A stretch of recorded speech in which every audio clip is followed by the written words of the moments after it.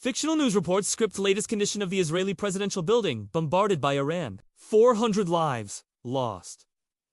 A sudden and unexpected escalation has shocked the Middle East, as Israel launched a powerful airstrike targeting the Houthi presidential office in Yemen. The attack has sparked an unprecedented chain of retaliation, drawing regional powers into direct confrontation. Within hours, Iran responded with overwhelming force, dispatching a fleet of 40 fighter jets in a mission that struck directly at the heart of Israel's government, hitting the presidential office building in Tel Aviv.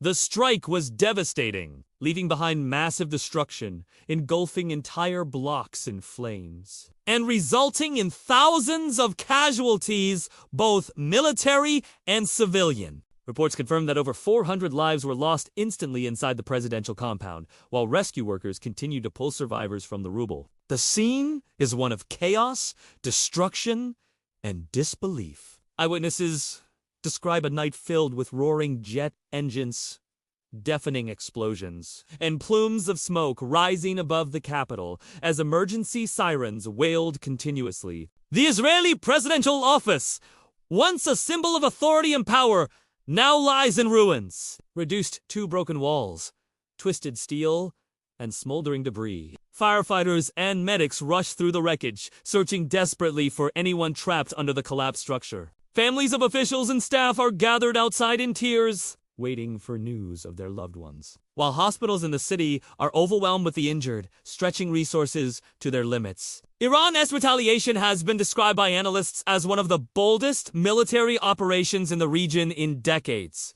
The use of 40 fighter jets in a coordinated strike signals a new chapter in the confrontation between Israel and Iran, pushing the conflict into dangerous new territory. Iran's leadership has declared the mission a success, claiming it as a direct message of deterrence, while Israeli officials have vowed swift retribution. The destruction of the presidential office, a high-profile target, represents not just a tactical loss, but also a symbolic blow to Israel's government and national morale. International observers are warning that the conflict could spiral further, dragging neighboring countries into the crossfire. In Yemen, the Houthis have declared the Israeli strike on their presidential office as an act of aggression that demands solidarity from allies. They praised Iran's retaliation, calling it a justified response to what they describe as blatant violations of sovereignty. Across the region, voices of support and condemnation are rising sharply, dividing governments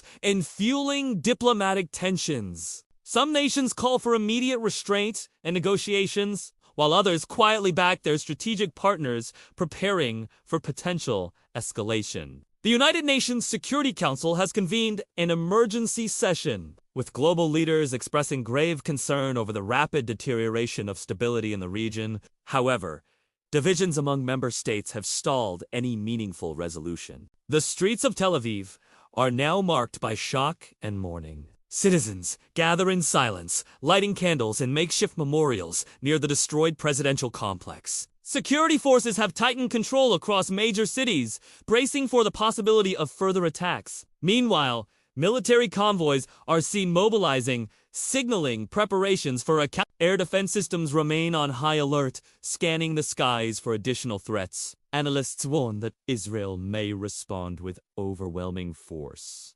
potentially opening multiple fronts of conflict that could destabilize the wider Middle East.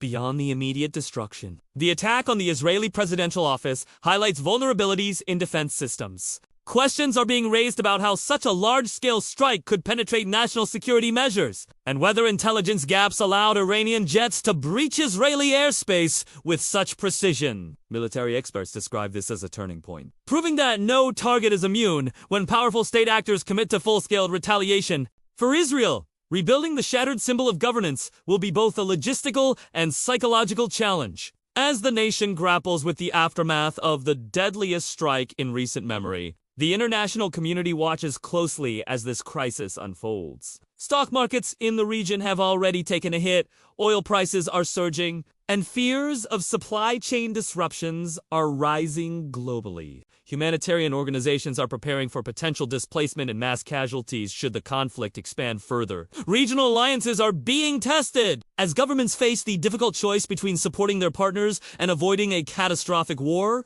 Protests are erupting in capitals around the world, some in solidarity with Israel, others in opposition to its actions, reflecting the deep divides this conflict exposes. At the heart of the destruction in Tel Aviv, rescue teams continue their tireless search amid collapsed concrete and scorched ruins. The cries of survivors can still be faintly heard beneath the rubble, fueling desperate efforts to save as many lives as possible. The once grand presidential building, a hub of diplomacy and national leadership, is now nothing more than a haunting reminder of the fragility of peace in a volatile region. As the dust settles and the world assesses the scale of devastation, one thing is clear.